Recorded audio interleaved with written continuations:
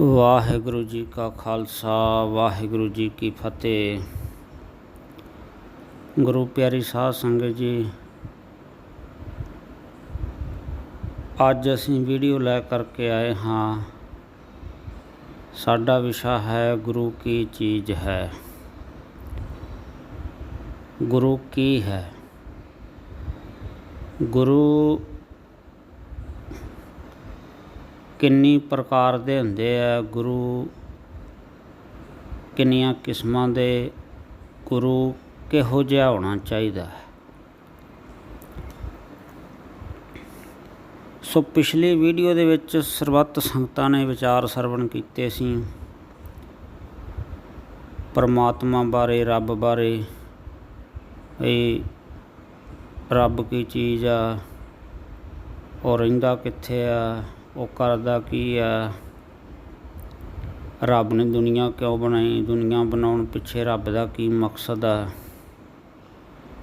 ਮਨੁੱਖਾ ਜਨਮ ਦਾ ਮਨੋਰਥ ਮਕਸਦ ਕੀ ਹੈ। ਸੋ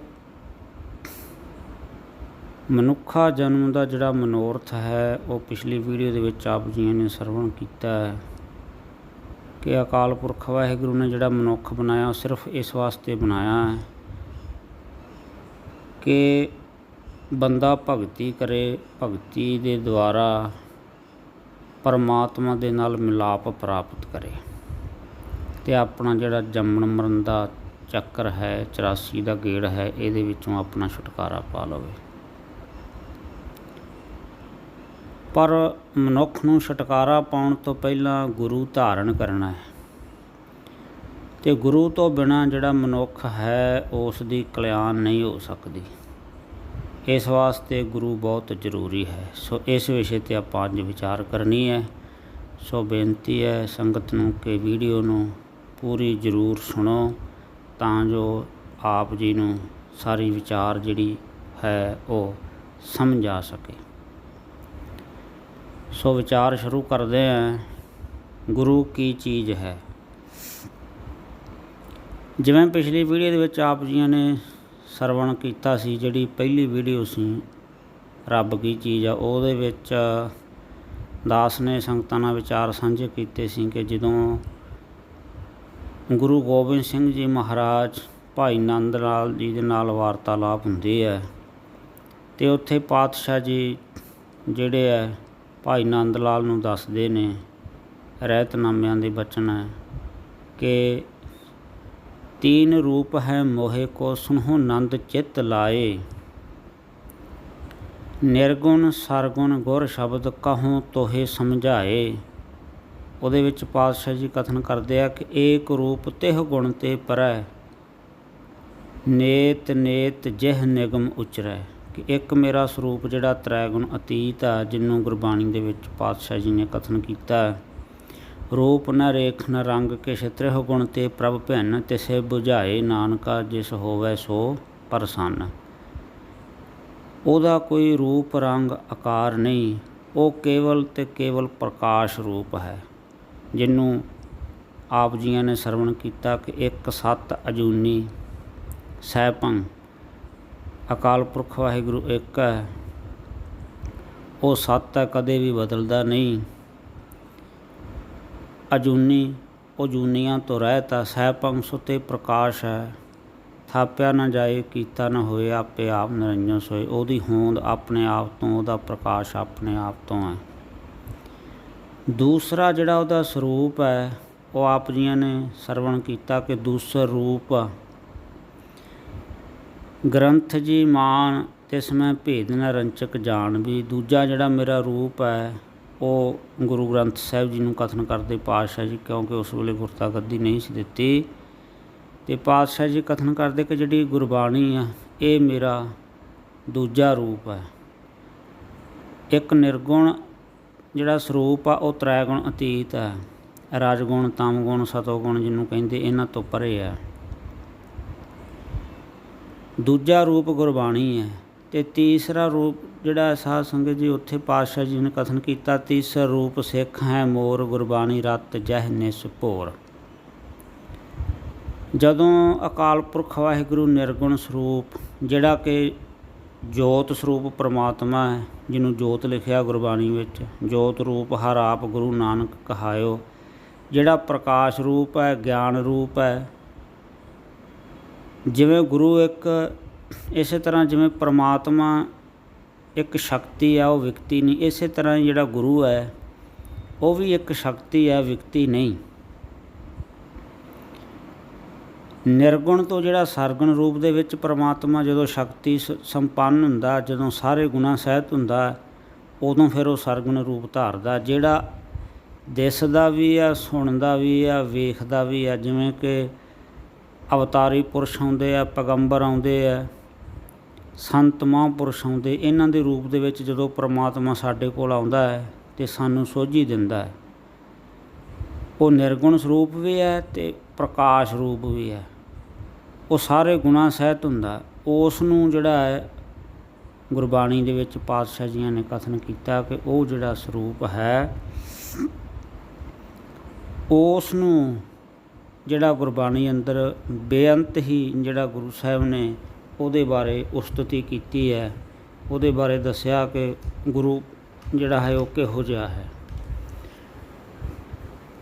ਉੱਥੇ ਪਾਤਸ਼ਾਹ ਜੀ ਕਥਨ ਕਰਦੇ, ਸਤਿਗੁਰ ਮੇਰਾ ਸਦਾ ਸਦਾ ਹੈ, ਨਾ ਆਵੈ ਨਾ ਜਾਏ, ਉਹ ਅਬਿਨਾਸੀ ਪੁਰਖ ਹੈ, ਸਭ ਮੇਂ ਰਹਿਆ ਸਮਾਏ। ਜਿਵੇਂ ਪਰਮਾਤਮਾ ਸਰਬ ਵਿਆਪਕ ਹੈ, ਇਵੇਂ ਹੀ ਜਿਹੜਾ ਗੁਰੂ ਹੈ ਉਹ ਵੀ ਸਰਬ ਵਿਆਪਕ ਹੈ। ਗੁਰੂ ਇੱਕ ਜੋਤ ਹੈ, ਪ੍ਰਕਾਸ਼ ਹੈ, ਚਾਨਣਾ ਹੈ। ਇਸੇ ਤਰ੍ਹਾਂ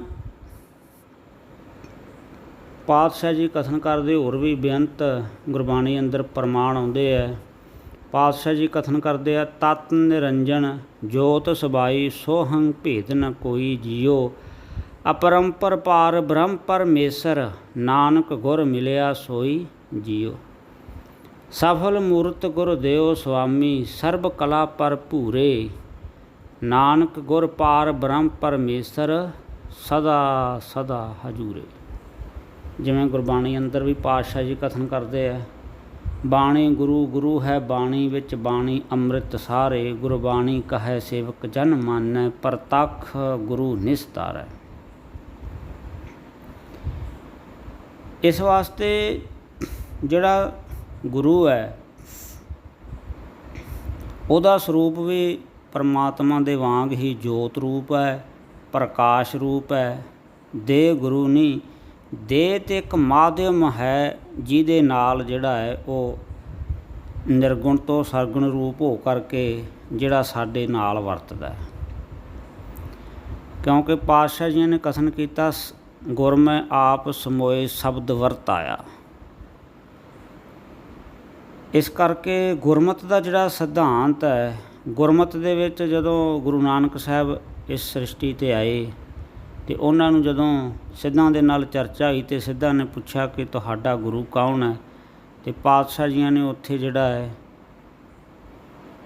ਸਪਸ਼ਟ ਕਰ ਦਿੱਤਾ ਕਿ ਸ਼ਬਦ ਗੁਰੂ ਸੁਰਤ ਧੁਨ ਚੇਲਾ, ਕਿ ਸਾਡਾ ਜਿਹੜਾ ਗੁਰੂ ਹੈ ਉਹ ਸ਼ਬਦ ਹੈ। ਸੋ ਇਸ ਵਿਸ਼ੇ 'ਤੇ ਵੀ ਆਪਾਂ ਵਿਚਾਰ ਕਰਾਂਗੇ ਕਿ ਪਵਨ ਗੁਰੂ ਕਿਵੇਂ ਹੈ, ਸ਼ਬਦ ਗੁਰੂ ਕਿਵੇਂ ਹੈ, ਪਵਨ ਨੂੰ ਗੁਰੂ ਕਿਉਂ ਆਖਿਆ ਅਤੇ ਸ਼ਬਦ ਨੂੰ ਗੁਰੂ ਕਿਉਂ ਆਖਿਆ। ਸੋ ਅੱਜ ਦੀ ਜਿਹੜੀ ਵੀਡੀਓ ਹੈ ਉਹ ਆਪਣੀ 3 ਵਿਸ਼ਿਆਂ ਦੇ ਉੱਤੇ ਹੈ। ਗੁਰੂ ਕੀ ਚੀਜ਼ ਹੈ, ਇਸ ਨੂੰ ਆਪਾਂ ਸਮਝਣਾ ਹੈ। ਦੇਹ ਗੁਰੂ ਨਹੀਂ, ਜਿਹੜਾ ਗੁਰੂ ਹੈ ਉਹ ਗਿਆਨ ਹੈ। ਜਿਸ ਦੇਹ ਦੇ ਵਿੱਚ ਇਹ ਗਿਆਨ ਪ੍ਰਗਟ ਹੋ ਜਾਵੇ ਉਸ ਨੂੰ ਜਿਹੜਾ ਹੈ ਗੁਰੂ ਆਖਿਆ, ਉਸ ਸਰੂਪ ਨੂੰ। ਸੋ ਗੁਰੂ ਦੇਹ ਨਹੀਂ, ਗੁਰੂ ਤੇ ਪ੍ਰਕਾਸ਼ ਹੈ, ਗਿਆਨ ਹੈ, ਚਾਨਣਾ ਹੈ। ਗੋ ਨਾਮ ਹਨੇਰੇ ਦਾ ਅਤੇ ਰੂਹ ਨਾਮ ਪ੍ਰਕਾਸ਼ ਦਾ ਹੈ। ਜਿਹੜਾ ਆਪਣੇ ਸਿੱਖ ਦੇ ਮਨ ਦੇ ਵਿੱਚ ਅਗਿਆਨ ਦਾ ਨਾਸ਼ ਕਰਕੇ ਗਿਆਨ ਦਾ ਪ੍ਰਕਾਸ਼ ਕਰ ਦੇਵੇ, ਉਸ ਨੂੰ ਗੁਰੂ ਕਹਿੰਦੇ ਆ। ਇਹ ਸੰਸਕ੍ਰਿਤ ਦਾ ਸ਼ਬਦ ਹੈ ਜਿਸ ਦੇ ਅਰਥ ਹਨ ਗੋ ਨਾਮ ਹਨੇਰੇ ਦਾ ਅਤੇ ਰੂਹ ਨਾਮ ਪ੍ਰਕਾਸ਼ ਦਾ। ਜਿਹੜੇ ਆਪਣੇ ਸਿੱਖ ਦੇ ਮਨ ਦੇ ਵਿੱਚ ਅਗਿਆਨ ਦਾ ਨਾਸ਼ ਕਰਕੇ ਗਿਆਨ ਦਾ ਪ੍ਰਕਾਸ਼ ਕਰ ਦੇਵੇ, ਉਸ ਨੂੰ ਗੁਰੂ ਆਖਦੇ ਹਨ। ਇਸ ਨੂੰ ਵੀ ਸਪਸ਼ਟ ਕਰ ਦਿੱਤਾ ਸਤਿਗੁਰੂ ਪਾਤਸ਼ਾਹ ਜੀਆਂ ਨੇ ਕਿ ਗੁਰੂ ਤੋਂ ਬਿਨਾਂ ਜਿਹੜਾ ਹੈ ਉਹ ਜੀਵ ਨੂੰ ਗਿਆਨ ਨਹੀਂ ਹੋ ਸਕਦਾ, ਸਿੱਖ ਨੂੰ ਗਿਆਨ ਨਹੀਂ ਹੋ ਸਕਦਾ। ਇਸ ਕਰਕੇ ਪਾਤਸ਼ਾਹ ਜੀ ਕਥਨ ਕਰਦੇ, ਬਿਨ ਸਤਿਗੁਰ ਕਿਨੇ ਨ ਪਾਇਓ, ਬਿਨ ਸਤਿਗੁਰ ਕਿਨੇ ਨ ਪਾਇਆ।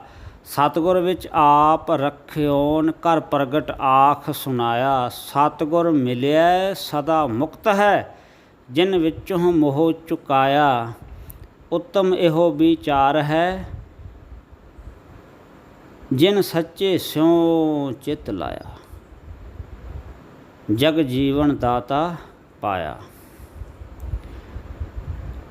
ਸੋ ਗੁਰੂ ਦੀ ਜਿਹੜੀ ਮਹਿਮਾ ਹੈ ਉਹ ਤਾਂ ਅਪਰੰਪਾਰ ਹੈ। ਗੁਰੂ ਦੀ ਮਹਿਮਾ ਦੇ ਵਿੱਚ ਆਪਾਂ 2-4 ਅੱਖਰ ਨਹੀਂ ਕਹਿ ਸਕਦੇ ਵੀ ਜੇ 2-4 ਅੱਖਰਾਂ ਦੇ ਵਿੱਚ ਆਪਾਂ ਗੁਰੂ ਦੀ ਜਿਹੜੀ ਮਹਿਮਾ ਹੈ ਉਸ ਨੂੰ ਆਪਾਂ ਕਥਨ ਕਰ ਦਈਏ, ਕਿਉਂਕਿ ਗੁਰੂ ਜਿਹੜਾ ਹੈ ਉਹ ਪਾਰ ਬ੍ਰਹਮ ਸਰੂਪ ਹੈ। ਇਸ ਵਾਸਤੇ ਗੁਰੂ ਦੇ ਵਿੱਚ ਅਤੇ ਪਰਮੇਸ਼ਰ ਦੇ ਵਿੱਚ ਕੋਈ ਭਿੰਨ ਭੇਦ ਨਹੀਂ।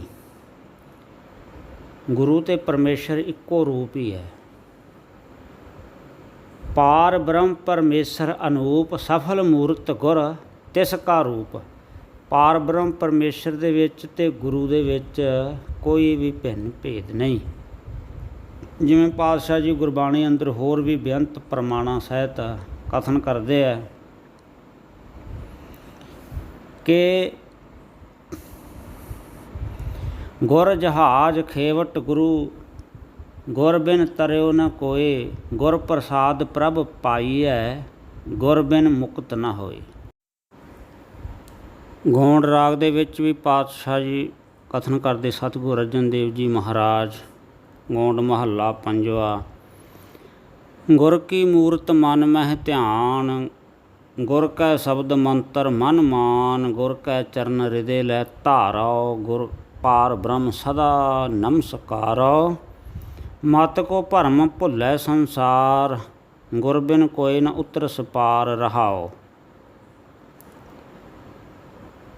ਭੂਲੇ ਕੋ ਗੁਰ ਮਾਰਗ ਪਾਇਆ, ਅਵਰ ਤਿਆਗ ਹਰ ਭਗਤੀ ਲਾਇਆ। ਜਨਮ ਮਰਨ ਕੀ ਤਰਾਸ ਮਿਟਾਈ, ਗੁਰ ਪੂਰੇ ਕੀ ਬੇਅੰਤ ਵਡਾਈ। ਗੁਰ ਪ੍ਰਸਾਦ ਊਰਧ ਕਮਲ ਵਿਗਾਸ, ਅੰਧਕਾਰ ਮੈਂ ਭਇਆ ਪ੍ਰਗਾਸ। ਜਿਨ ਕੀਆ ਸੋ ਗੁਰ ਤੇ ਜਾਣਿਆ, ਗੁਰ ਕਿਰਪਾ ਤੇ ਮੁਗਧ ਮਨ ਮਾਨਿਆ। ਗੁਰ ਕਰਤਾ ਗੁਰ ਕਰਨੈ ਜੋਗ, ਗੁਰ ਪਰਮੇਸ਼ਰ ਹੈ ਭੀ ਹੋਗ। ਕਹੋ ਨਾਨਕ ਪ੍ਰਭ ਇਹ ਜਨਾਈ, ਬਿਨ ਗੁਰ ਮੁਕਤ ਨਾ ਪਾਈਐ ਭਾਈ। ਤੇ ਪਾਤਸ਼ਾਹ ਜੀ ਕਲੀਅਰ ਕਰ ਦਿੰਦੇ ਆ, ਬਲਿਹਾਰੀ ਗੁਰ ਆਪਣੇ ਦਿਉਹਾੜੀ ਸਦਵਾਰ। ਜਿਨ ਮਾਨਸ ਤੇ ਦੇਵਤੇ ਕੀਏ, ਕਰਤ ਨ ਲਾਗੀ ਵਾਰ। ਸਤਿਗੁਰੂ ਜੀ ਕਥਨ ਕਰਦੇ, ਭਾਵੇਂ ਹਜ਼ਾਰਾਂ ਲੱਖਾਂ ਸੂਰਜ ਚੜ੍ਹ ਜਾਣ, ਪਰ ਫਿਰ ਵੀ ਜਿਹੜਾ ਹੈ ਮਨੁੱਖ ਦੇ ਮਨ ਦੇ ਵਿੱਚ ਅੰਤਸ਼ਕਰਨ ਦੇ ਵਿੱਚ ਜਿਹੜਾ ਅੰਧਕਾਰ ਹੈ ਉਸ ਦੇ ਵਿੱਚ ਚਾਨਣਾ ਨਹੀਂ ਹੋ ਸਕਦਾ। ਉਹ ਤੇ ਗੁਰੂ ਤੋਂ ਬਿਨਾਂ ਜਿਹੜਾ ਹੈ ਉਹ ਅੰਦਰ ਦਾ ਹਨੇਰਾ ਦੂਰ ਨਹੀਂ ਹੋ ਸਕਦਾ। ਇਸੇ ਕਰਕੇ ਮੈਂ ਬਲਿਹਾਰੀ ਜਾਵਾਂ ਇਸੇ ਸਤਿਗੁਰੂ ਤੋਂ ਜਿਹੜਾ ਹਨੇਰਾ ਦੂਰ ਕਰਦਾ। ਗੁਰ ਬਿਨ ਘੋਰ ਅੰਧਾਰ ਹੈ, ਗੁਰ ਬਿਨ ਸਮਝ ਨ ਆਵੈ। ਗੁਰ ਬਿਨ ਸੁਰਤ ਨ ਸਿੱਧ, ਗੁਰੂ ਬਿਨ ਮੁਕਤ ਨ ਪਾਵੈ। ਬੇਅੰਤ ਐਸੇ ਪ੍ਰਮਾਣ ਹੈ ਜਿਨ੍ਹਾਂ ਦੇ ਵਿੱਚ ਸਤਿਗੁਰੂ ਜੀ ਕਥਨ ਕਰਦੇ ਹੈ ਕਿ ਗੁਰੂ ਤੋਂ ਬਿਨਾਂ ਜਿਹੜੀ ਹੈ ਉਹ ਬਿਨ ਗੁਰ ਮੁਕਤ ਨਾ ਪਾਈਐ ਭਾਈ। ਮਤ ਕੋ ਭਰਮ ਭੁੱਲੇ ਸੰਸਾਰ, ਗੁਰ ਬਿਨ ਕੋਇ ਨਾ ਉਤਰਸ ਪਾਰ। ਵੀ ਗੁਰੂ ਤੋਂ ਬਿਨਾਂ ਕੋਈ ਵੀ ਬੰਦਾ ਜਿਹੜਾ ਹੈ ਉਹ ਭਵ ਸਾਗਰ ਦੇ ਵਿੱਚੋਂ ਪਾਰ ਜਿਹੜਾ ਹੈ ਉਹ ਨਹੀਂ ਲੰਘ ਸਕਦਾ। ਇਹਦੇ ਵਿੱਚ ਕੋਈ ਸ਼ੰਕੇ ਵਾਲੀ ਗੱਲ ਨਹੀਂ। ਸੋ ਇਸ ਤੋਂ ਜਿਹੜੀ ਅਗਲੇ ਵਿਚਾਰ ਹੈ ਇਹ ਤਾਂ ਆਪ ਜੀਆਂ ਨੂੰ ਸਮਝ ਆਈ ਗਿਆ ਕਿ ਗੁਰੂ ਜਿਹੜਾ ਹੈ ਉਹ ਪਰਮਾਤਮਾ ਦਾ ਹੀ ਰੂਪ ਹੈ। ਨਿਰਗੁਣ ਰੂਪ ਦੇ ਵਿੱਚ ਜਿਹੜਾ ਪਰਮਾਤਮਾ, ਸਰਗੁਣ ਰੂਪ ਦੇ ਵਿੱਚ ਉਹੀ ਗੁਰੂ ਹੈ। ਜਦੋਂ ਗੁਰੂ ਨਾਨਕ ਸਾਹਿਬ ਨਿਰੰਕਾਰ ਦੇ ਦੇਸ਼ ਵਿੱਚ ਗਏ ਸੀ, ਵੇਈ ਨਦੀ ਦੇ ਵਿੱਚ ਟੁੱਬੀ ਮਾਰ ਕੇ, ਅਤੇ ਪਾਤਸ਼ਾਹ ਜੀ ਨਿਰੰਕਾਰ ਦੇ ਸਨਮੁਖ ਹੋਏ ਸੀ, ਅਤੇ ਪਾਤਸ਼ਾਹ ਜੀਆਂ ਨੇ ਉੱਥੇ ਜਿਹੜਾ ਸੋਧਰ ਉਚਾਰਿਆ ਸੀ ਤੇ ਉੱਥੇ ਨਿਰੰਕਾਰ ਜੀਆਂ ਨੇ ਇਹੋ ਹੀ ਗੱਲ ਕਹੀ ਸੀ ਕਿ ਮੈਂ ਪਾਰ ਬ੍ਰਹਮ ਪਰਮੇਸ਼ਰ ਅਤੇ ਤੂੰ ਗੁਰ ਪਰਮੇਸ਼ਰ। ਗੁਰੂ ਨਾਨਕ ਸਾਹਿਬ ਨੂੰ ਕਹਿਣ ਲੱਗੇ ਕਿ ਤੁਸੀਂ ਗੁਰ ਪਰਮੇਸ਼ਰ ਹੋ। ਅਤੇ ਗੁਰੂ ਨਾਨਕ ਸਾਹਿਬ ਜੀ ਨੇ ਆ ਕੇ ਜਿਹੜਾ ਸ੍ਰਿਸ਼ਟੀ ਦੇ ਉੱਤੇ ਇਸ ਚੀਜ਼ ਦਾ ਜਿਹੜਾ ਸਾਨੂੰ ਦੱਸਿਆ ਸਮਝਾਇਆ, ਜਿਵੇਂ ਕਿ ਪਹਿਲਾਂ ਬੇਬੇ ਨਾਨਕੀ ਜੀ ਆ ਜਦੋਂ ਵੇਈ ਨਦੀ 'ਚੋਂ ਬਾਹਰ ਨਿਕਲੇ ਉਹ ਮਿਲੇ, ਉਹਨਾਂ ਨੇ ਆਪਣਾ ਸਿੱਖ ਬਣਾਉਣਾ ਕੀਤਾ ਅਤੇ ਉਹਨਾਂ ਨੂੰ ਫਿਰ ਦੱਸਿਆ। ਇਸੇ ਤਰ੍ਹਾਂ ਜਿਹੜਾ ਦੂਜਾ ਉਹ ਰਾਏ ਬੁਲਾਰ ਹੋਇਆ ਅਤੇ ਤੀਸਰੇ ਜਿਹੜੇ ਹੈ ਉਹ ਹੋਏ ਆ ਗੁਰੂ ਅੰਗਦ ਦੇਵ ਜੀ ਮਹਾਰਾਜ। ਇਹ ਤਿੰਨ ਹੀ ਐਸੇ ਕਰਮਾਂ ਭਾਗਾਂ ਵਾਲੇ ਜੀਵ ਹਨ ਜਿਨ੍ਹਾਂ ਨੂੰ ਇਹ ਪਤਾ ਸੀ ਕਿ ਇਹ ਨਿਰੰਕਾਰ ਸਰੂਪ ਨਿਰੰਕਾਰ ਹੀ ਨੇ, ਜੋਤ ਰੂਪ ਹਰ ਆਪ ਗੁਰੂ ਨਾਨਕ ਕਹਾਇਓ।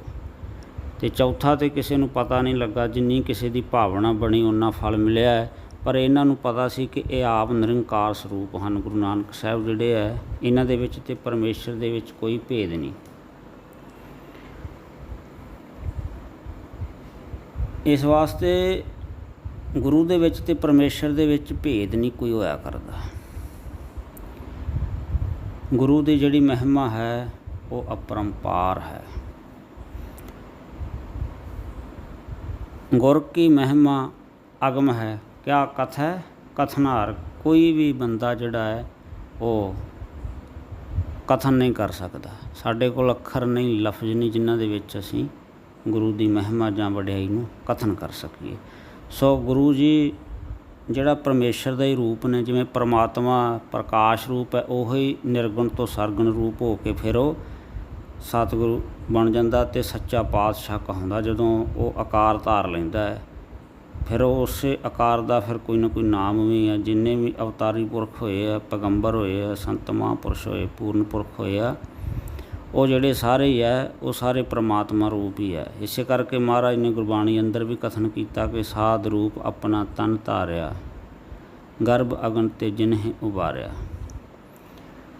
ਸੋ ਗੁਰੂ ਜਿਹੜਾ ਹੈ ਉਹ ਇੱਕ ਜੋਤ ਹੈ, ਪ੍ਰਕਾਸ਼ ਹੈ, ਗਿਆਨ ਹੈ।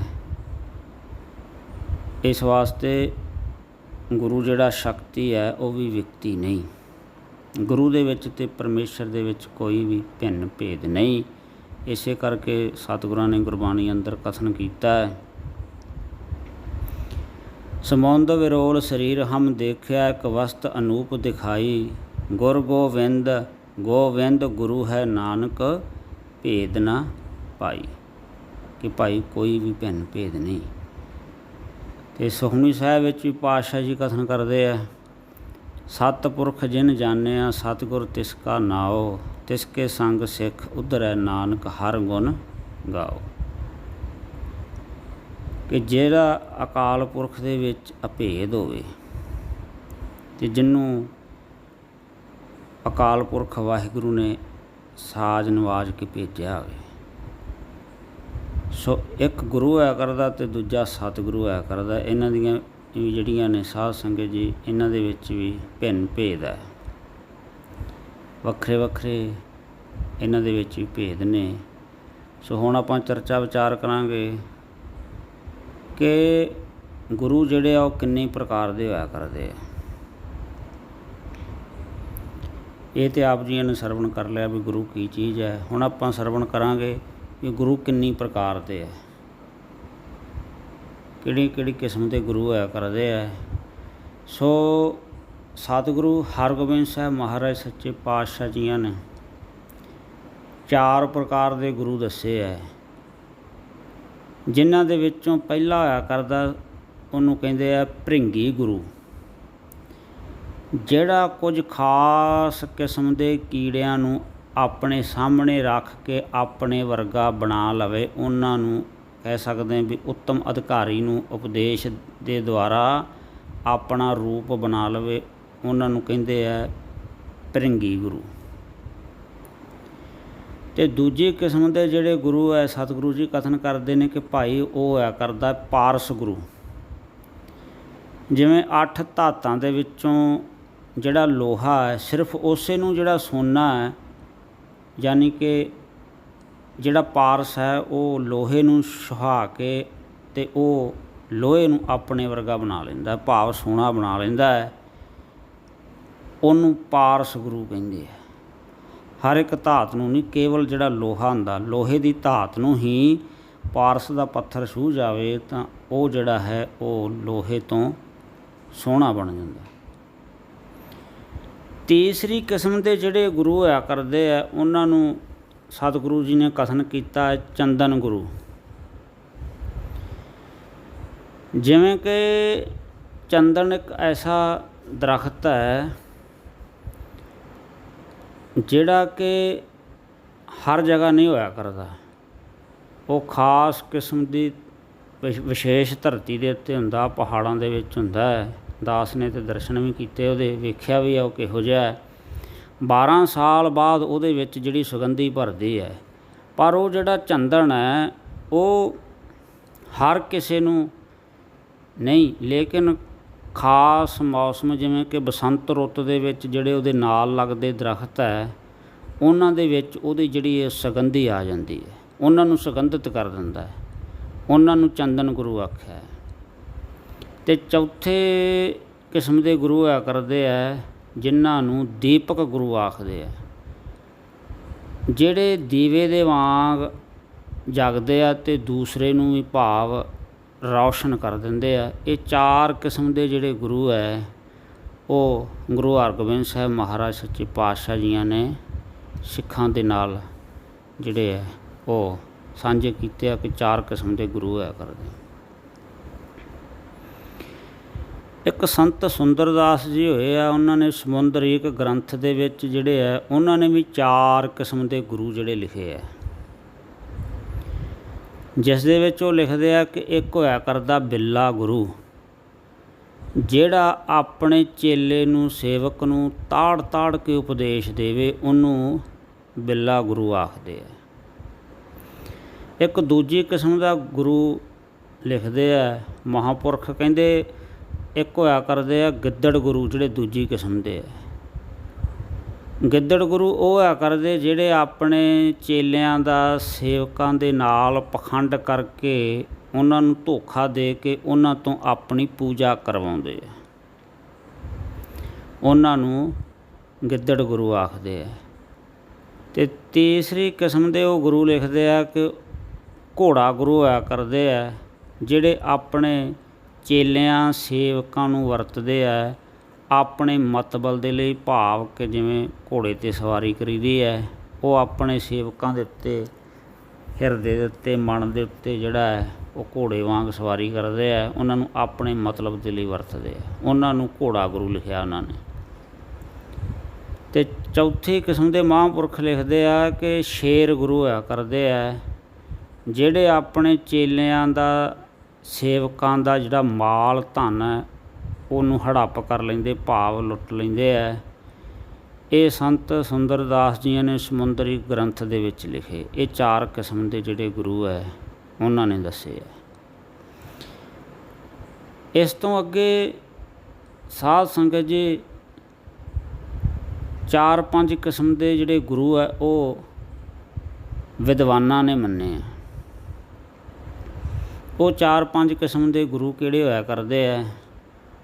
ਉਹਨਾਂ ਦੇ ਵਿੱਚੋਂ ਸਭ ਤੋਂ ਪਹਿਲਾਂ ਹੋਇਆ ਕਰਦਾ ਹੈ ਅੰਨਾ ਗੁਰੂ, ਅਤੇ ਦੂਜਾ ਹੁੰਦਾ ਕੱਚਾ ਗੁਰੂ, ਤੀਜਾ ਵਿਦਵਾਨ ਗਿਆਨੀ ਪੰਡਿਤ ਗੁਰੂ, ਅਤੇ ਚੌਥਾ ਕਰਾਮਾਤੀ, ਅਤੇ 5ਵਾਂ ਸਮਰੱਥ ਗੁਰੂ।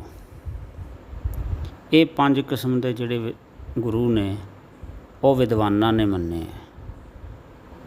ਹੁਣ ਆਪਾਂ ਵਿਚਾਰ ਕਰਦੇ ਹਾਂ ਕਿ ਜਿਹੜਾ ਅੰਨਾ ਗੁਰੂ ਹੈ ਇਹਦੇ ਬਾਬਤ ਸਤਿਗੁਰੂ ਸੱਚੇ ਪਾਤਸ਼ਾਹ ਜੀ ਗੁਰਬਾਣੀ ਅੰਦਰ ਕੀ ਕਥਨ ਕਰਦੇ। ਅੰਨੇ ਗੁਰੂ ਦੀ ਬਾਬਤ ਸਤਿਗੁਰੂ ਜੀ ਕਥਨ ਕਰਦੇ ਆ ਗੁਰਬਾਣੀ ਅੰਦਰ,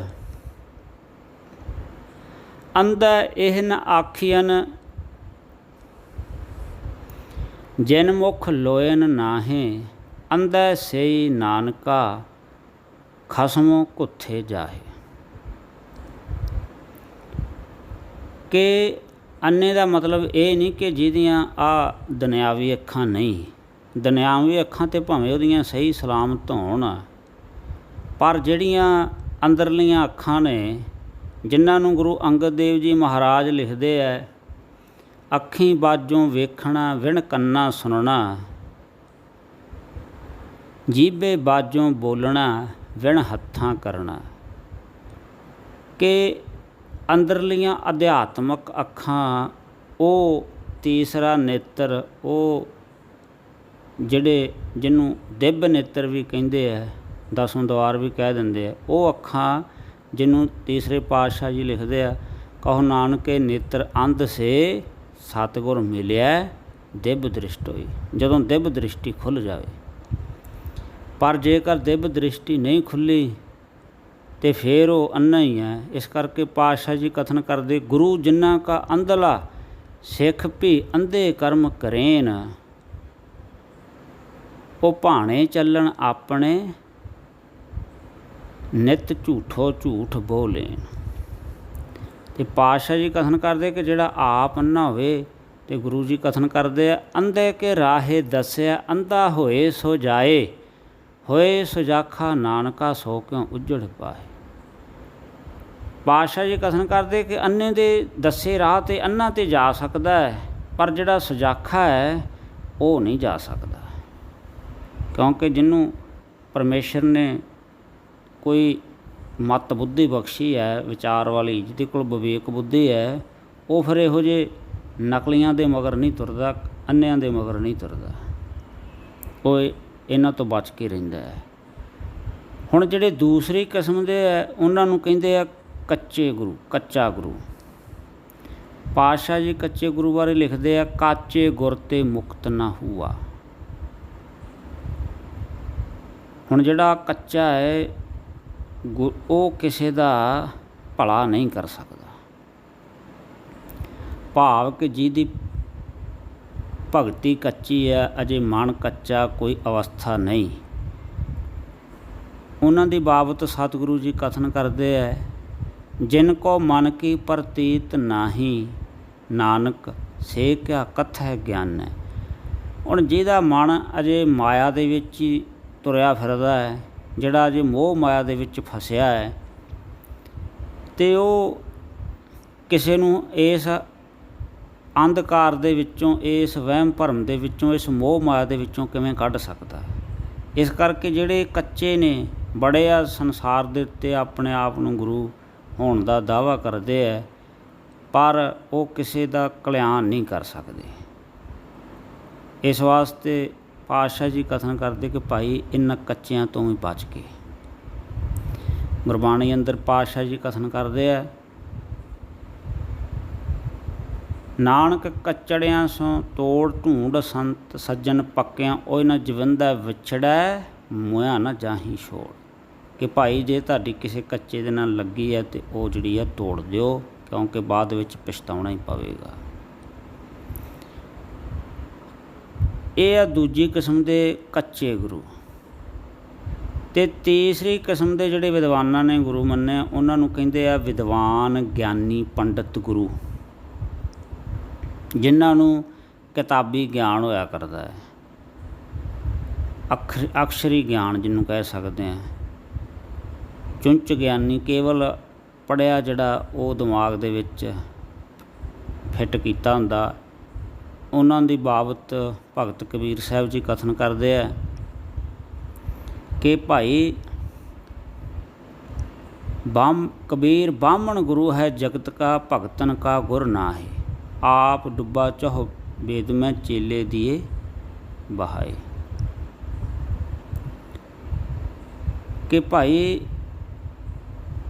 ਜਿਹੜਾ ਇਹੋ ਜਿਹਾ ਹੈ ਵੀ ਉਹ ਭਗਤਾਂ ਦਾ ਗੁਰੂ ਨਹੀਂ ਹੋ ਸਕਦਾ, ਸੰਸਾਰ ਦਾ ਗੁਰੂ ਤਾਂ ਹੋ ਸਕਦਾ ਹੈ, ਸੰਸਾਰ ਨੂੰ ਮਾਰਗਦਰਸ਼ਨ ਕਰ ਸਕਦਾ, ਕਰਮਕਾਂਡ ਦੇ ਚੱਕਰ ਵਿੱਚ ਪਾ ਸਕਦਾ ਹੈ, ਪਰ ਉਹ ਜਿਹੜਾ ਵਿਦਵਾਨ ਗਿਆਨੀ ਪੰਡਿਤ ਹੈ ਉਹ ਕਿਸੇ ਦਾ ਭਰਮ ਦੂਰ ਨਹੀਂ ਕਰ ਸਕਦਾ। ਉਹ ਕਹਿੰਦੇ ਆਪ ਡੁੱਬਾ ਚਹੁ ਵੇਦ ਮੈਂ ਚੇਲੇ ਦੀਏ ਬਹਾਏ। ਵੀ ਉਹ ਇਹੋ ਜਿਹੇ ਜਿਹੜੇ ਆ ਉਹ ਆਪ ਵਹਿਮ ਭਰਮ ਦੇ ਵਿੱਚ ਫਸੇ ਹੋਏ ਆ।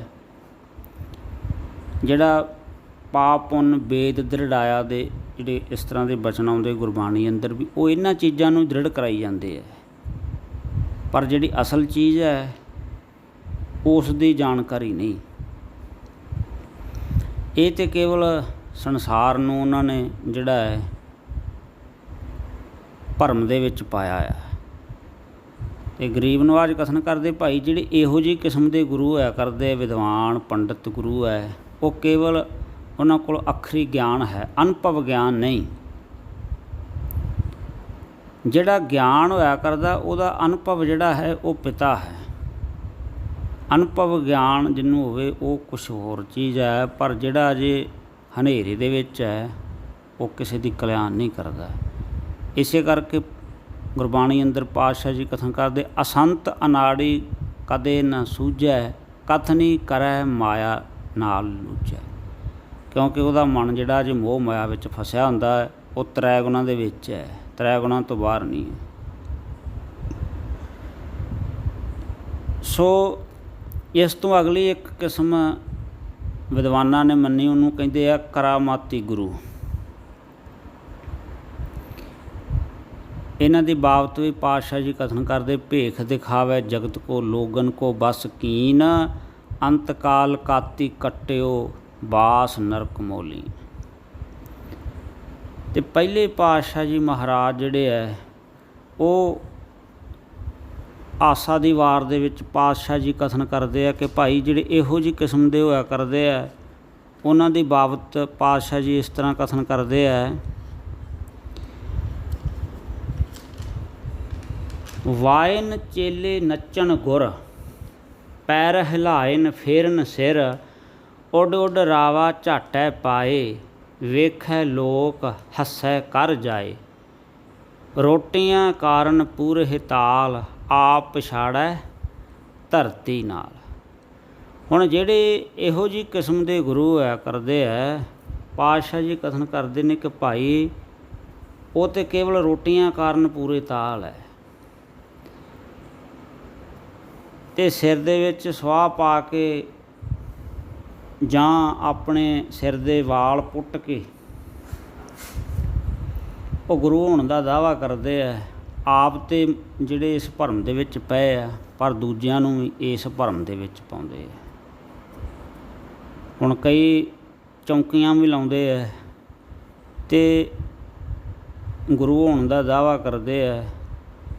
ਸੋ ਬਹੁਤ ਸਾਰੇ ਐਸੇ ਆ ਜਿਨ੍ਹਾਂ ਦੀ ਦੇਵੀ ਦੇਵਤੇ, ਪੀਰ ਫਕੀਰ, ਹੋਰ ਕਈ ਸੰਸਾਰ 'ਤੇ ਸੰਤ ਮਹਾਤਮਾ ਹੈ ਜਿਹੜੇ ਪਰਮਾਤਮਾ ਦੇ ਵਿੱਚ ਅਭੇਦ ਨਹੀਂ ਹੋ ਸਕੇ, ਮੋਹ ਮਾਇਆ ਵਿੱਚ ਫਸ ਕੇ ਇੱਕ ਵੱਖਰੀ ਹੋਂਦ ਜਿਹੜੀ ਉਹਨਾਂ ਦੀ ਰਹਿ ਗਈ ਹੈ, ਉਹ ਵੱਖਰੀ ਹੋਂਦ ਕਰਕੇ ਆਪਣੀ ਵੱਖਰੀ ਹੋਂਦ ਜਨਾਉਂਦੇ ਹੈ, ਪਰ ਪਰਮਾਤਮਾ ਦੀ ਭਗਤੀ ਵੱਲ ਪ੍ਰੇਰਿਤ ਨਹੀਂ ਕਰਦੇ, ਉਹ ਆਪਣੇ ਨਾਲ ਹੀ ਜੋੜਦੇ ਹੈ ਅਤੇ ਗੁਰੂ ਹੋਣ ਦਾ ਦਾਅਵਾ ਕਰਦੇ ਹੈ।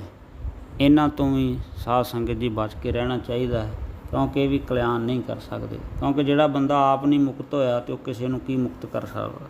ਇਸੇ ਕਰਕੇ ਪਾਤਸ਼ਾਹ ਜੀ ਕਥਨ ਕਰਦੇ ਆ, ਐਸੇ ਗੁਰ ਕੋ ਬਲ ਬਲ ਜਾਈਏ, ਆਪ ਮੁਕਤ ਮੋਹ ਤਾਰੈ। ਪਰ ਜਿਹੜੇ ਮੋਹ ਮਾਇਆ ਦੇ ਵਿੱਚ ਰਹਿ ਜਾਂਦੇ ਆ, ਜਿਨ੍ਹਾਂ ਨੂੰ ਕਹਿ ਸਕਦੇ ਹਾਂ ਕਿ ਜਿਨ੍ਹਾਂ ਦੀ ਸਮ ਦ੍ਰਿਸ਼ਟੀ ਨਹੀਂ ਹੁੰਦੀ, ਜਿਨ੍ਹਾਂ ਦੇ ਅੰਦਰੋਂ ਵਡਿਆਈ ਦੀ ਭਾਵਨਾ ਨਹੀਂ ਮਰ ਸਕੀ, ਉਹ ਬੰਦਿਆਂ ਦੀ ਵੱਖਰੀ ਹੋਂਦ ਰਹਿ ਜਾਂਦੀ ਹੈ। ਉਹ ਫਿਰ ਵੱਖਰੀ ਹੋਂਦ ਰਹਿਣ ਕਰਕੇ ਉਹ ਆਪਣੇ ਆਪ ਨੂੰ ਵਾਹਿਗੁਰੂ ਤੋਂ ਵੱਖਰਾ ਸਮਝਦੇ ਆ, ਉਹਦੇ ਵਿੱਚ ਅਭੇਦ ਨਹੀਂ ਹੁੰਦੇ, ਕਿਉਂਕਿ ਏਕਤਾ ਦੇ ਘਰ ਦੇ ਵਿੱਚ ਨਹੀਂ ਆਉਂਦੇ। ਵਡਿਆਈ ਕਾਰਨ ਖਾਤਰ ਜਿਹੜਾ ਉਹਨਾਂ ਦਾ ਸੰਸਾਰ 'ਤੇ ਫਿਰ ਉਹ ਆਪਣੇ ਆਪ ਨੂੰ ਗੁਰੂ ਹੋਣ ਦਾ ਦਾਅਵਾ ਕਰਦੇ ਆ, ਜਗਤ ਦੀ ਕਲਿਆਣ ਦਾ ਦਾਅਵਾ ਕਰਦੇ ਆ। ਪਰ ਪਾਤਸ਼ਾਹ ਜੀ ਕਥਨ ਕਰਦੇ ਜਿਹੜੇ ਆਪ ਮੁਕਤ ਨਹੀਂ, ਉਹ ਕਿਸੇ ਨੂੰ ਕੀ ਮੁਕਤੀ ਦੇ ਸਕਦੇ ਹੈ। ਇਹ ਜਿਹੜੇ ਚਾਰ ਕਿਸਮ ਦੇ ਗੁਰੂ ਹੈ ਵਿਦਵਾਨਾਂ ਨੇ ਮੰਨੇ ਆ, ਇਹ ਜੀਵ ਦੀ ਕਲਿਆਣ ਨਹੀਂ ਕਰ ਸਕਦੇ। ਇਹ ਕੇਵਲ ਕੋਈ ਰਿੱਧੀ ਸਿੱਧੀ ਤਾਂ ਜੀਵ ਨੂੰ ਦੇ ਸਕਦੇ ਆ, ਵੀ ਜੇ ਕਿਸੇ ਨੇ ਕੋਈ ਰਿੱਧੀ ਸਿੱਧੀ ਕੋਈ ਸਾਧਨਾ ਕਰਕੇ ਪ੍ਰਾਪਤ ਕੀਤੀ ਹੈ ਅਤੇ ਰਿੱਧੀ ਸਿੱਧੀ ਦਾ ਸੁੱਖ ਤਾਂ ਦੇ ਸਕਦੇ ਆ, ਪਰ ਜਿਹੜਾ ਆਤਮਿਕ ਸੁੱਖ ਹੈ ਉਹ ਇਹ ਨਹੀਂ ਦੇ ਸਕਦੇ। ਹੁਣ ਆਪਾਂ ਗੱਲ ਕਰਾਂਗੇ ਜਿਹੜੇ ਪੰਜਵੇਂ ਕਿਸਮ ਦਾ ਗੁਰੂ ਵਿਦਵਾਨਾਂ ਨੇ ਮੰਨਿਆ ਹੈ, ਸਮਰੱਥ ਗੁਰੂ। ਜਿਹੜਾ ਸਮਰੱਥ ਗੁਰੂ ਹੋਇਆ ਕਰਦਾ, ਕੇਵਲ ਉਹੀ ਜੀਵ ਦੀ ਕਲਿਆਣ ਕਰ ਸਕਦਾ। ਸਮਰੱਥ ਗੁਰੂ ਦੀ ਬਾਬਤ ਸਤਿਗੁਰੂ ਜੀ ਕਥਨ ਕਰਦੇ ਆ, ਗੁਰ ਸਮਰੱਥ ਗੁਰ ਨਿਰੰਕਾਰ, ਗੁਰ ਊਚਾ ਅਗਮ ਅਪਾਰ, ਗੁਰ ਕੀ ਮਹਿਮਾ ਅਗਮ ਹੈ, ਕਿਆ ਕਥੇ ਕਥਨ ਹਾਰ। ਸਮਰੱਥ ਗੁਰੂ ਸਿਰ ਹੱਥ ਧਰਿਓ, ਗੁਰ ਕੀਨੀ ਕਿਰਪਾ ਹਰ ਨਾਮ ਦਿਓ, ਜਿਸ ਦੇਖ ਚਰਨ ਅਗਨ ਹਰਿਓ। ਗੁਰ ਦਾਤਾ ਗੁਰ ਹਿਵੇ ਘਰ, ਗੁਰ ਦੀਪਕ ਤਿਹ ਲੋਏ, ਅਮਰ ਪਦਾਰਥ ਨਾਨਕਾ ਮਨ ਮਾਨਿਆ ਸੁਖ ਹੋਏ। ਬੜੇ ਐਸੇ ਪ੍ਰਮਾਣ ਹੈ ਜਿਹੜੇ ਸਤਿਗੁਰਾਂ ਨੇ ਗੁਰਬਾਣੀ ਦੇ ਅੰਦਰ ਜਿਹੜਾ ਹੈ ਦਿੱਤੇ ਆ। ਜਿਵੇਂ ਕਿ ਪਾਤਸ਼ਾਹ ਜੀ ਕਥਨ ਕਰਦੇ ਹਨ,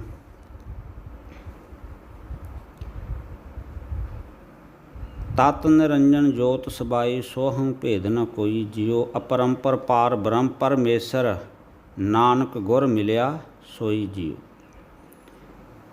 ਸਫਲ ਮੂਰਤ ਗੁਰ ਦਿਓ ਸੁਆਮੀ, ਸਰਬ ਕਲਾ ਪਰ ਭੂਰੇ, ਨਾਨਕ ਗੁਰ ਪਾਰ ਬ੍ਰਹਮ ਪਰਮੇਸ਼ਰ, ਸਦਾ ਸਦਾ ਹਜੂਰੇ। ਹੁਣ ਜਿਹੜਾ ਸਮਰੱਥ ਗੁਰੂ ਆ ਉਹਦੇ ਵਿੱਚ ਤੇ ਦੂਜੇ ਜਿਹੜੇ 4 ਕਿਸਮ ਦੇ ਗੁਰੂ ਨੇ ਉਹਨਾਂ ਦੇ ਵਿੱਚ ਕੀ ਅੰਤਰ ਹੈ?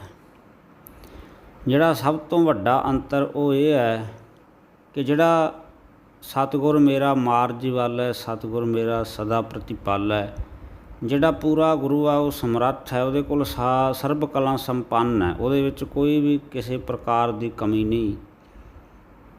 ਪਾਤਸ਼ਾਹ ਜੀ ਕਥਨ ਕਰਦੇ, ਜਿਵੇਂ ਗੁਰਬਾਣੀ ਅੰਦਰ ਸਵਈਆਂ ਦੇ ਵਿੱਚ ਵੀ ਆਉਂਦੇ ਆ ਸ਼ਬਦ, 16 ਕਲਾ ਸੰਪੂਰਨ ਫਲਿਆ, ਅਨੰਤ ਕਲਾ ਹੋਏ ਠਾਕੁਰ ਚੜ੍ਹਿਆ। ਕਿ ਜਿੰਨੇ ਵੀ ਅਵਤਾਰੀ ਪੁਰਸ਼ ਹੋਏ ਆ ਉਹਨਾਂ ਦੇ ਵਿੱਚ ਕਲਾ ਮੰਨੀਆਂ 16 ਕਲਾ ਮੰਨੀਆਂ ਨੇ।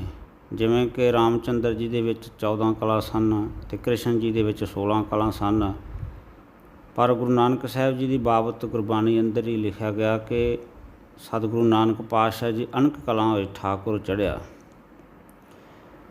ਇਸ ਵਾਸਤੇ ਸਮਰੱਥ ਗੁਰੂ ਦੀ ਜਿਹੜੀ ਮਹਿਮਾ ਹੈ ਉਹ ਅਪਰੰਪਾਰ ਹੈ। ਇਸ ਵਾਸਤੇ ਉਹਦੀ ਮਹਿਮਾ 'ਤੇ ਆਪਾਂ ਕਥਨ ਨਹੀਂ ਕਰ ਸਕਦੇ, ਕਿਉਂਕਿ ਗੁਰੂ ਦੇ ਵਿੱਚ ਅਤੇ ਪਰਮੇਸ਼ਰ ਦੇ ਵਿੱਚ ਕੋਈ ਵੀ ਭਿੰਨ ਭੇਦ ਨਹੀਂ। ਇਸੇ ਕਰਕੇ ਪਾਤਸ਼ਾਹ ਜੀ ਕਥਨ ਕਰਦੇ, ਸਮੁੰਦ ਵਿਰੋਲ ਸਰੀਰ ਹਮ ਦੇਖਿਆ, ਇੱਕ ਬਸਤ ਅਨੂਪ ਦਿਖਾਈ, ਗੁਰ ਗੋਵਿੰਦ ਗੋਵਿੰਦ ਗੁਰੂ ਹੈ, ਨਾਨਕ ਭੇਦ ਨਾ ਭਾਈ। ਗੁਰੂ ਦੇ ਵਿੱਚ ਅਤੇ ਗੋਬਿੰਦ ਦੇ ਵਿੱਚ ਭਾਵ ਪਰਮਾਤਮਾ ਦੇ ਵਿੱਚ ਕੋਈ ਵੀ ਭਿੰਨ ਭੇਦ ਨਹੀਂ।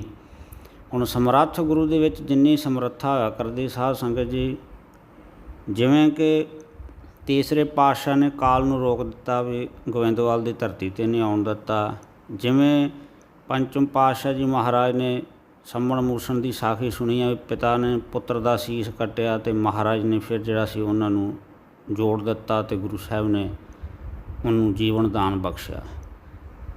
ਗੁਰ ਜੇਵੜ ਦਾਤਾ ਕੋ ਨਹੀਂ, ਜਿਸ ਦਿੱਤਾ ਆਤਮ ਦਾਨ।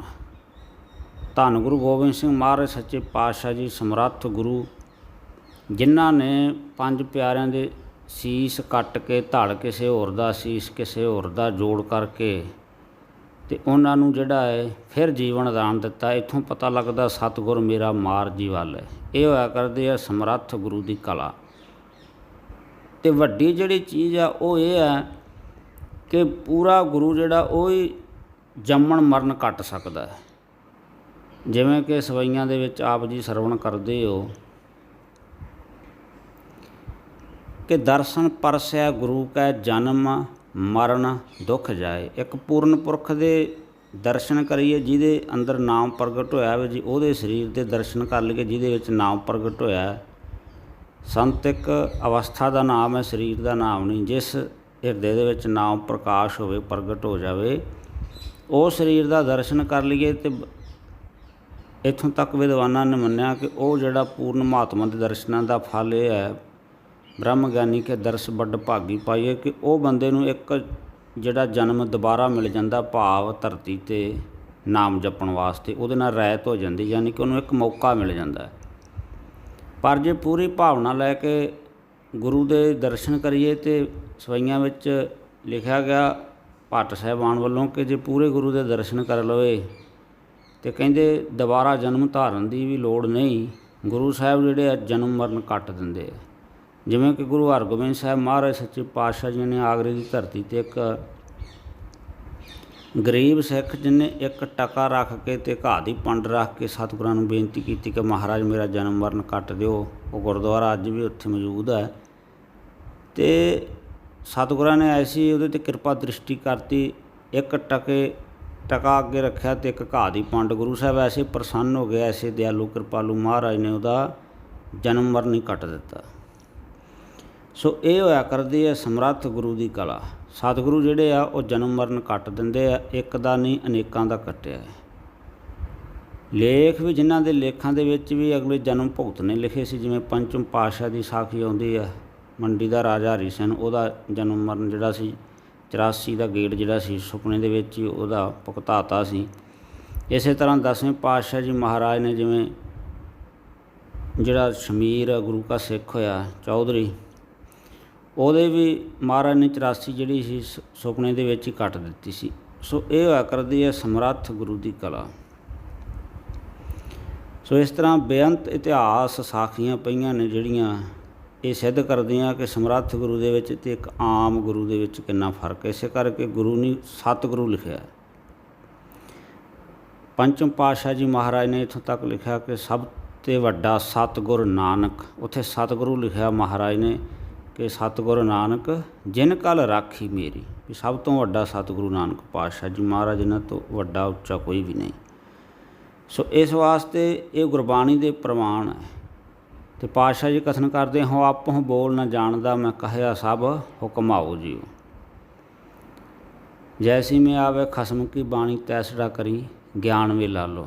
ਗੁਰਬਾਣੀ ਜੋ ਕਹਿ ਰਹੀ ਉਹ ਅਕਾਲ ਪੁਰਖ ਨਿਰੰਕਾਰ ਜੀ ਆਪ ਕਹਿ ਰਹੇ, ਕਿਉਂਕਿ ਜਿਹੜੀ ਬਾਣੀ ਹੈ ਉਹ ਨਿਰੰਕਾਰ ਸਰੂਪ ਹੈ। ਵਾਹ ਵਾਹ ਬਾਣੀ ਨਿਰੰਕਾਰ ਹੈ ਤਿਸ ਜੇ ਵੱਡ ਅਵਰ ਨ ਕੋਏ। ਜੋ ਗੁਰਬਾਣੀ ਕਹਿ ਰਹੀ ਉਹ ਅਕਾਲ ਪੁਰਖ ਵਾਹਿਗੁਰੂ ਪਰਮੇਸ਼ਰ ਆਪ ਕਹਿ ਰਿਹਾ।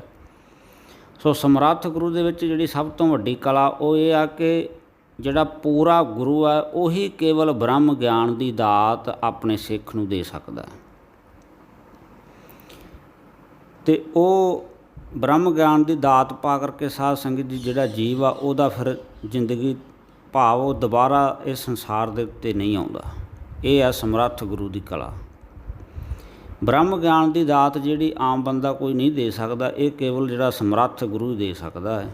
ਇਹ ਜਿਹੜੀ ਦਾਤ ਹੈ ਇਹ ਸਮਰੱਥ ਗੁਰੂ ਦੇ ਕੋਲੇ ਹੈ। ਇਸੇ ਕਰਕੇ ਪਾਤਸ਼ਾਹ ਜੀ ਕਥਨ ਕਰਦੇ ਆ, ਗੁਰ ਜਹਾਜ਼ ਖੇਵਟ ਗੁਰੂ, ਗੁਰ ਬਿਨ ਤਰਿਆ ਨਾ ਕੋਏ, ਗੁਰ ਪ੍ਰਸਾਦ ਪ੍ਰਭ ਪਾਈਐ, ਗੁਰ ਬਿਨ ਮੁਕਤ ਨਾ ਹੋਏ। ਗੁਰ ਦਰਿਆਓ ਸਦਾ ਜਲ ਨਿਰਮਲ, ਮਿਲਿਆ ਦੁਰਮਤ ਮੈਲ ਹਰੈ। ਸਤਿਗੁਰ ਪਾਇਆ ਪੂਰਾ ਨਹਾਵਣ, ਪਸ਼ੂ ਪ੍ਰੇਤੋਂ ਦੇਵ ਕਰੈ। ਸੋ ਇਹ ਹੈ ਸਮਰੱਥ ਗੁਰੂ ਦੀ ਕਲਾ। ਸਤਿਗੁਰ ਕੀ ਮਹਿਮਾ ਵੇਦ ਨਾ ਜਾਣ ਹੈ, ਤੁਸ਼ ਮਾਤ ਸੁਣ ਸੁਣ ਵਖਾਣ ਹੈ। ਆਪਾਂ ਤਾਂ ਕੇਵਲ ਸਾਧ ਸੰਗਤ ਜੀ ਤਿਲ ਮਾਤਰ ਵਿਚਾਰ ਕਰ ਸਕਦੇ ਹਾਂ, ਬਾਕੀ ਗੁਰੂ ਦੀ ਮਹਿਮਾ ਆਪਣੀ ਜਿਹੜੀ ਜੀਭ ਆ ਉਹ ਨਹੀਂ ਕਥਨ ਕਰ ਸਕਦੀ, ਕਿਉਂਕਿ ਤੂੰ ਸਮਰੱਥ ਵੱਡਾ ਮੇਰੀ ਮੱਤ ਥੋੜ੍ਹੀ ਰਾਮ। ਸੋ ਰਹੋ ਵਿਚਾਰ ਇਹ ਸੀ ਸਮਰੱਥ ਗੁਰੂ ਦੇ ਬਾਰੇ ਵਿਚਾਰ। ਸੋ ਆਉਣ ਵਾਲੀ ਜਿਹੜੀ ਵੀਡੀਓ ਹੈ, ਬਾਕੀ ਦੀਆਂ ਜਿਹੜੀਆਂ ਵਿਚਾਰਾਂ ਰਹਿ ਗਈਆਂ ਨੇ, ਆਪਾਂ ਹੁਣ ਆਉਣ ਵਾਲੀ ਵੀਡੀਓ ਦੇ ਵਿੱਚ ਵਿਚਾਰ ਕਰਾਂਗੇ ਕਿ ਪਵਨ ਗੁਰੂ ਕਿਉਂ ਆਖਿਆ ਗਿਆ, ਸ਼ਬਦ ਗੁਰੂ ਕਿਵੇਂ ਹੈ, ਅਤੇ ਇਹਨਾਂ ਵਿਸ਼ਿਆਂ ਦੇ ਉੱਤੇ ਆਪਾਂ ਜਿਹੜੀ ਹੈ ਹੁਣ ਆਉਣ ਵਾਲੀ ਵੀਡੀਓ ਦੇ ਵਿੱਚ ਵਿਚਾਰ ਚਰਚਾ ਕਰਾਂਗੇ। ਸੋ ਉਮੀਦ ਕਰਦੇ ਹਾਂ ਕਿ ਸਰਬੱਤ ਸੰਗਤਾਂ ਨੂੰ ਇਸ ਚੀਜ਼ ਦੀ ਸਮਝ ਆ ਗਈ ਹੋਵੇਗੀ ਕਿ ਆਪਾਂ ਜਿਹੜੀ ਵਿਚਾਰ ਸ਼ੁਰੂ ਕੀਤੀ ਸੀ ਕਿ 4 ਜਿਹੜੇ ਗੁਰੂ ਹਰਗੋਬਿੰਦ ਸਾਹਿਬ ਮਹਾਰਾਜ ਨੇ ਦੱਸੇ ਹੈ, ਅਤੇ 4 ਹੀ ਸੰਤ ਸੁੰਦਰਦਾਸ ਜੀਆਂ ਨੇ ਸਮੁੰਦਰੀ ਗ੍ਰੰਥ ਵਿੱਚ ਦੱਸੇ ਹੈ। ਇਹ ਜਿਹੜੇ 5 ਕਿਸਮ ਦੇ ਗੁਰੂ ਇਹ ਵਿਦਵਾਨਾਂ ਨੇ ਮੰਨੇ। ਸੋ ਇਹਨਾਂ ਸਾਰਿਆਂ ਦੇ ਉੱਤੇ ਆਪਾਂ ਵਿਚਾਰ ਚਰਚਾ ਕਰ ਲਈ ਹੈ, ਅਤੇ ਇਹਨਾਂ ਦੇ ਵਿੱਚੋਂ ਸਭ ਤੋਂ ਵੱਡੀ ਜਿਹੜੀ ਵਿਚਾਰਧਾਰਾ ਉਹ ਇਹ ਹੈ ਕਿ ਗੁਰੂ ਜਿਹੜਾ ਹੈ ਉਹ ਸਮਰੱਥ ਹੀ ਹੋਵੇ ਤਾਂ ਸਾਨੂੰ ਜਿਹੜਾ ਉਹ ਪਾਰ ਲੰਘਾ ਸਕਦਾ। ਸਤਿਗੁਰੂ ਹੈ ਬੋਹਿਥਾ ਜਗ ਲੰਘਣ ਹਾਰਾ। ਸਤਿਗੁਰੂ ਜਿਹੜਾ ਹੈ ਉਹ ਹੀ ਪਾਰ ਲੰਘਾ ਸਕਦਾ। ਅਤੇ ਨਾਨਕ ਗੁਰੂ ਗੋਬਿੰਦ ਸਿੰਘ ਪੂਰਨ ਗੁਰ ਅਵਤਾਰ, ਇਹਨਾਂ ਨੂੰ ਜਿਹੜਾ ਹੈ ਪੂਰਨ ਗੁਰੂ ਅਵਤਾਰ ਨੇ, ਇਹ ਜਿਹੜੇ ਹੈ ਇਹਨਾਂ ਦੀ ਡਿਊਟੀ ਵੀ ਹੈ, ਕਿਉਂਕਿ ਕਲਯੁੱਗ ਦੇ ਵਿੱਚ ਅਵਤਾਰ ਜਿਹੜੇ ਆ ਉਹ ਗੁਰੂ ਨਾਨਕ ਸਾਹਿਬ ਹੈ, ਅਤੇ ਜੁਗੋ ਜੁਗ ਟਲ ਧੰਨ ਧੰਨ ਗੁਰੂ ਗ੍ਰੰਥ ਸਾਹਿਬ ਜੀ ਮਹਾਰਾਜ। ਇਹ ਜੀਵਾਂ ਨੂੰ ਜਿਹੜਾ ਪਾਰ ਲੰਘਾਉਣ ਦੀ ਡਿਊਟੀ ਹੈ ਨਿਰੰਕਾਰ ਵੱਲੋਂ ਇਹਨਾਂ ਦੀ ਲੱਗੀ ਹੋਈ ਹੈ, ਕਿਉਂਕਿ ਨਿਰੰਕਾਰ ਦੇ ਵਿੱਚ ਅਤੇ ਗੁਰੂ ਦੇ ਵਿੱਚ ਕੋਈ ਵੀ ਭਿੰਨ ਭੇਦ ਨਹੀਂ। ਕਹਿਣ ਸੁਣਨ ਕੋ ਦੂਜਾ, ਕੇਵਲ ਨਾਂ ਦੇ ਹੀ ਆ, ਇੱਕ ਨਾਂ ਹੀ ਵੱਖਰੇ ਵੱਖਰੇ ਆ, ਬਾਕੀ ਜਿਹੜੀ ਪ੍ਰਕਿਰਿਆ ਉਹ ਇੱਕ ਹੀ ਹੈ। ਜੋ ਅਕਾਲ ਪੁਰਖ ਵਾਹਿਗੁਰੂ ਨਿਰਗੁਣ ਸਰੂਪ ਹੈ, ਉਹੀ ਗੁਰੂ ਰੂਪ ਦੇ ਸਰਗੁਣ ਰੂਪ ਦੇ ਵਿੱਚ ਉਹ ਗੁਰੂ ਹੈ। ਜਿਹੜਾ ਨਿਰੰਕਾਰ ਜੋਤ ਰੂਪ ਹੈ, ਪ੍ਰਕਾਸ਼ ਹੈ, ਗਿਆਨ ਹੈ, ਸ਼ਕਤੀ ਹੈ, ਵਿਅਕਤੀ ਨਹੀਂ। ਇਸੇ ਤਰ੍ਹਾਂ ਹੀ ਜਿਹੜਾ ਗੁਰੂ ਹੈ ਉਹ ਵੀ ਸਾਧ ਸੰਗਤ ਜੀ ਪ੍ਰਕਾਸ਼ ਰੂਪ ਹੈ, ਗਿਆਨ ਰੂਪ ਹੈ ਅਤੇ ਸ਼ਕਤੀ ਹੈ, ਵਿਅਕਤੀ ਨਹੀਂ। ਗੁਰੂ ਦੇ ਵਿੱਚ ਅਤੇ ਪਰਮੇਸ਼ਰ ਦੇ ਵਿੱਚ ਕੋਈ ਭੇਦ ਨਹੀਂ, ਇੱਕੋ ਹੀ ਰੂਪ ਨੇ। ਸੋ ਰਹੋ ਵਿਚਾਰ। ਜਿਨ੍ਹਾਂ ਸੰਗਤਾਂ ਨੇ ਹਾਲੇ ਤੱਕ ਸਾਡਾ ਚੈਨਲ ਸਬਸਕ੍ਰਾਈਬ ਨਹੀਂ ਕੀਤਾ, ਉਹਨਾਂ ਨੂੰ ਬੇਨਤੀ ਹੈ ਕਿ ਭਾਈ ਚੈਨਲ ਨੂੰ ਸਬਸਕ੍ਰਾਈਬ ਕਰੋ, ਤਾਂ ਜੋ ਆਉਣ ਵਾਲੀ ਨਵੀਂ ਵੀਡੀਓ ਆਪ ਜੀ ਤੱਕ ਪਹੁੰਚ ਸਕੇ। ਅਤੇ ਸੰਗਤਾਂ ਨੂੰ ਬੇਨਤੀ ਹੈ ਕਿ ਭਾਈ ਵੀਡੀਓ ਨੂੰ ਲਾਈਕ ਸ਼ੇਅਰ ਜ਼ਰੂਰ ਕਰਨਾ, ਸਰਬੱਤ ਦੇ ਭਲੇ ਲਈ, ਤਾਂ ਜੋ ਹੋਰ ਵੀ ਕਿਸੇ ਦਾ ਭਲਾ ਹੋ ਸਕੇ। ਸੋ ਮਿਲਦੇ ਹਾਂ ਅਗਲੀ ਨਵੀਂ ਵੀਡੀਓ, ਨਵੇਂ ਵਿਸ਼ੇ, ਨਵੀਂ ਵਿਚਾਰਧਾਰਾ ਦੇ ਨਾਲ। ਹੋਈ ਭੁੱਲ ਚੁੱਕ ਦੀ ਮੁਆਫੀ। ਸਾਰੇ ਗੱਜ ਕੇ ਬੁਲਾਓ ਫਤਿਹ। ਵਾਹਿਗੁਰੂ ਜੀ ਕਾ ਖਾਲਸਾ, ਵਾਹਿਗੁਰੂ ਜੀ ਕੀ ਫਤਿਹ।